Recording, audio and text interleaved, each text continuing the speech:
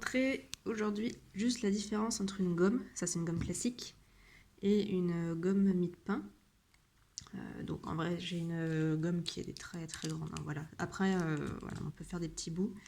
Donc la gomme classique, vous voyez, si on se concentre sur une partie du dessin, là, hop, reculer un peu. Alors ça efface beaucoup et vous voyez ça fait des petites pelures comme ça parce qu'en réalité ça arrache le papier. Donc c'est vrai que ça enlève beaucoup le crayon, mais au passage ça enlève des morceaux de papier. Du coup plus vous allez gommer au même endroit et plus ça va détériorer votre papier, et quand vous allez vouloir remplir, vous allez voir, ça peut créer, notamment avec des techniques comme l'aquarelle, quand la peinture va venir s'imbiber dans le papier, vous allez avoir des petites auréoles qui ne sont pas forcément volontaires.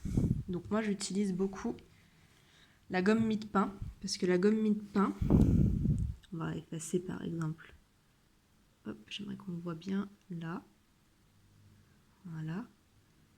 Alors c'est plus doux comme gommage, donc c'est vrai qu'il faut plus de temps pour enlever les traces, mais l'avantage c'est que déjà vous avez un gros morceau de mie de pain comme ça, et puis ça coûte pas cher, ça coûte, suivant où vous l'achetez, entre 1 € et 2,50 € grand maximum, ça fait un grand carré comme ça.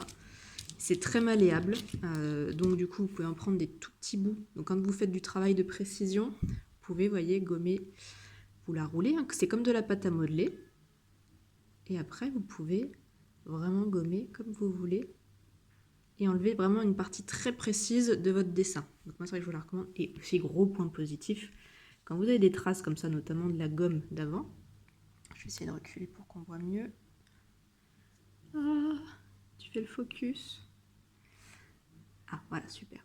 C'est que, vous allez voir, en fait, vous passez sur les petites miettes là, et elles se collent dedans, vous roulez, c'est emprisonné dans la gomme et ça disparaît.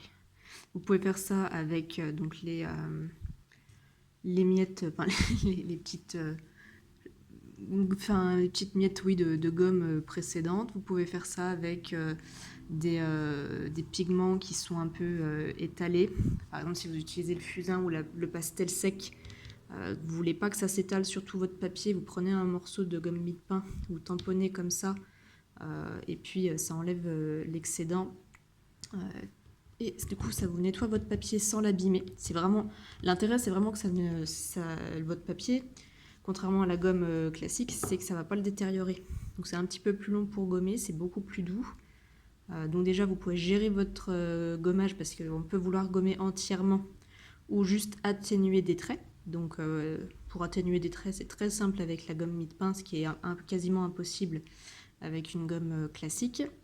Et en plus, donc non seulement vous dosez votre intensité de gommage, vous ne détériorez pas votre papier, et vous nettoyez l'ensemble de votre dessin avec, ça enlève, voilà, tout ce qui est pigments, les petites poussières et même les poils d'animaux.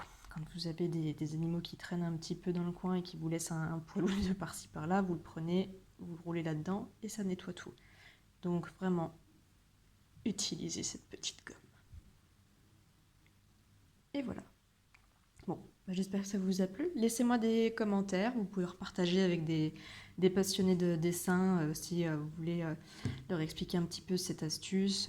Et puis, voilà, commentez, partagez, likez. Je vous aime. Je vous fais des gros bisous. Ciao, ciao.